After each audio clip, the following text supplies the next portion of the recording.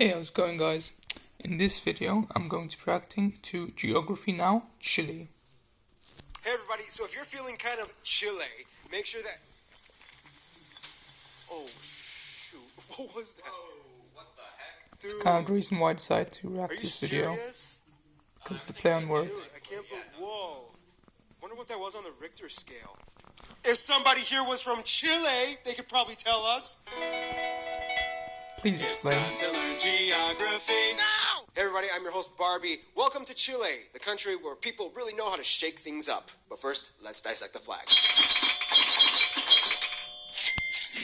The flag of Chile, otherwise known as the Estrella Solitaria, or the Lone Star, is made up of two like the flag of unequal Texas. bands of white and red, with a blue square in the upper left hoist side, with a single 5-point star in the middle of it. The star commonly represents the guidance towards progress and honor. The blue box represents the sky and ocean. The white band represents the snow-covered Andes and the mountains. And the red stands for... blood of those who fought for the country. And that's about it. Just make sure you don't confuse this flag with the flag of Texas, and you're good to go. Moving on. They do look the same.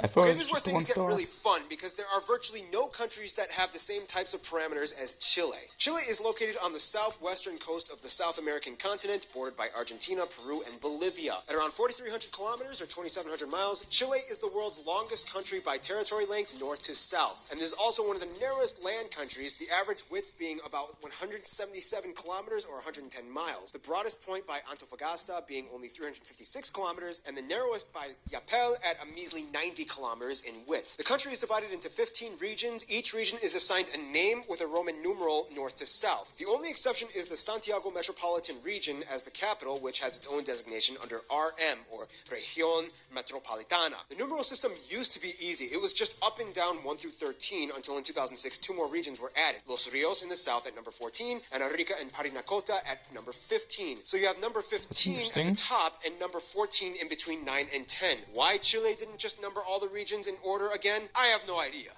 Shut up! That's why! The capital is Santiago, located roughly in the upper central area in the country. It's a bustling city with a history that goes back into the 16th century, blending a mix of neoclassical architecture alongside glass skyscrapers and high-rises, like the Gran Torre Santiago Tower at 64 stories, and it is also the tallest building in all of South America. Chile will also tell you that their country is a tri-continental country because they have islands and territories that span across 3 continents: South America, Oceania, and Antarctica, even though the Antarctic Treaty kind of bans anyone from claiming ownership over Antarctica. But hey, Chile does have one of only 2 civilian settlements on Antarctica, Villa Las Estrellas, located on King George Island right off the Antarctic Peninsula. This place hosts about 150 people, mostly military and scientist personnel with their families. The population fluctuates during the winter season when they have fewer residents. Nonetheless, this town has a school for kids, a library, a small hospital, and a post office which offers a rare Antarctic postage stamp. The other territories they have include the Juan Fernandez Archipelago Islands, which includes Robinson Crusoe Island. Yes, people, the island that book was named after, which that guy who wrote it was marooned on. Look, guys, I'm just going to confess, I don't really read a lot of classic literature. I just make it look like I do on this show so that it gives off the illusion that I'm a refined, classy person. Duh, me teach geography.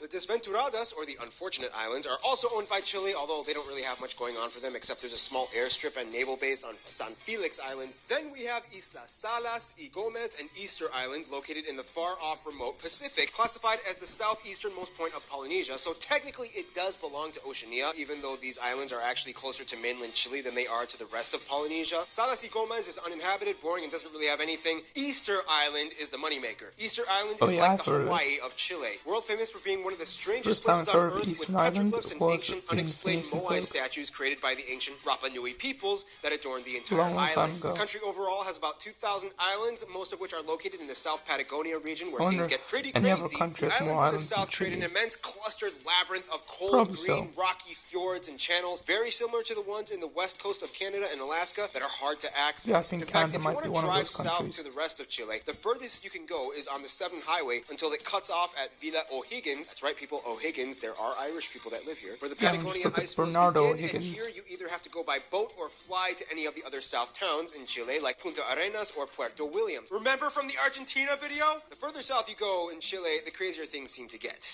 Let's explain why in... So you're hoping to buy your own place one day. Do you mind if we ask how much you've got saved? Not a lot at all. I keep taking...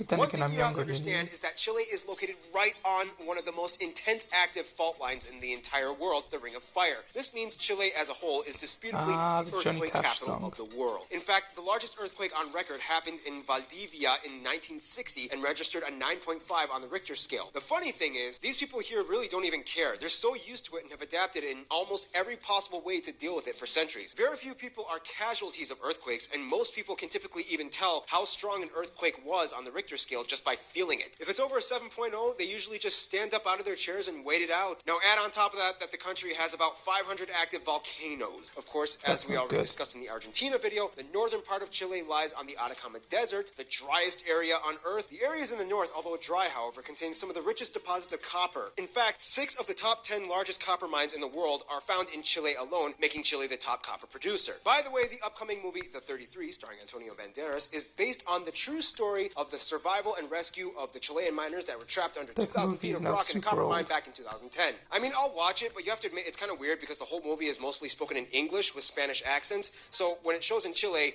they'll have to use subtitles for a movie about their own people from their own 2015. country. That's what it says there. Hollywood! The cool thing, though, is it does actually rain a few times in the Atacama every decade. And when it does, you get this incredibly rare, beautiful glimpse of the entire desert transformed into a flowering meadow. This phenomena only happens here and in other places like the Gobi Desert in Saudi Arabia. The further south you go, the greener it gets. Most of the agricultural lands are found in the central regions with the most formidable climates for grain and produce production. The east is completely bordered by the Andes Mountains, with Argentina on the other side, all the way to the bottom of the continent where you can find the Patagonia glaciers and ice fields, making it the coldest place in all of Chile. Or should I say the chilliest part in Chile. This geographical isolation has not only given Chile the hedge of solitude, but also has allowed the population to develop a very distinct and unique culture and attitude that sets them apart from all the rest of the Latin American countries. And here's how. Okay, I'm just going to be straight up. Chile is kind of like the California of the South American continent. First of all, the country has just over 18 million people, about 40% of whom live in the capital, Santiago, alone. Ethnicity-wise, estimates speculate that a little over 50% of the country is white, about 40% are mixed mestizo, and the rest are Amerindian. Of course, Spanish is the official language. However, the dialect is quite different from the rest of Latin American countries. Chileans tend to speak faster, and sometimes they cut off their S's and D's from words, and also they have a whole list of specific Chilean vernacular that you can't find anywhere else. For example, instead of saying cosa, you might hear wea. Instead of hearing fiesta, you might hear the word carrete. And depending on the context, the word weon could either mean buddy or something along the lines of stupid little punk. ¿Cómo estás, weon? Versus ¿Eres weon o qué? See, the thing is, unlike Argentina, Uruguay, and Brazil, Chile never really got an influx of various European nationalities migrating to their country. Back in the Industrial Revolution times, the only way to get to Chile would be to either cross the Drake Passage, which would take a lot longer than stopping on the east coast of the continent, or you would have to cross the Andes Mountains, which was even more difficult. This means that Chile has a higher concentration of whites that identify with Spain as their source of heritage. Speaking of which, the south central and south areas have a long history of indigenous Mapuche heritage. The Mapuches make up a majority of Chile's indigenous population, and for the longest time, were actually able to fight off the Spanish invaders. Most of Chile's mestizos are descended from the Mapuches, and today they make up a strong population over 1.5 million. Then you have Easter Island, which has a majority of Polynesians that speak their own language, the Rapa Nui, and in the North Deserts you can still find decent populations of Aymara and Quichuas, mostly from Peru and Bolivia, whom, by the way, believe the land belongs to them. Bolivia still wants that ocean. As one of South America's most stable and prosperous nations, Chile has the highest degree of economic freedom and GDP per capita in the Latin world. Chile's IT and programming sectors have boomed in recent years with high-tech corporations and startups popping up all over, especially in Santiago, making Chile sort of like the Silicon Valley of South America. Plus, surfing is huge out here. See, it really is like the California of South America. Culture-wise, Chileans will tell you that they are kind of like the outcasts of the Latino countries, and for a number of reasons. The country is known for its illustrative poetry that eventually got them 2 Nobel Prize winners. Cuisine varies from region to region, but one thing Chileans are not short of is seafood. With a coastline that long, you're probably going to find some gills on your plate. With a unique platter of Pacific fish, Chile likes to claim that they have the best ceviche in the world. Strong words to say to your neighbors, Chile. Now let's see what those neighbors think about you. Here's a beauty secret. Really great products don't have to cost a fortune anymore. Beauty Pie makes a...